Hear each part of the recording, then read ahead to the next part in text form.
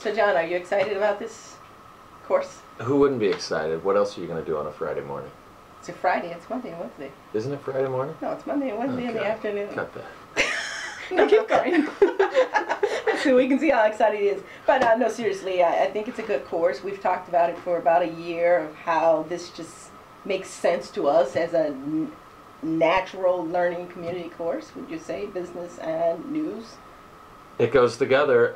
Yeah, driving into work or coming in every day. We've talked about this for about the past year. Of like, hey, did you see this story? And we're talking about this in Business 111. So we decided to make it a course. Yeah, I think if someone wants to really explore, hey, why did I see that on the news? It really is going to come down to it's pretty much a business decision. We hope our students will kind of grasp that, but be able to kind of pull back like an onion.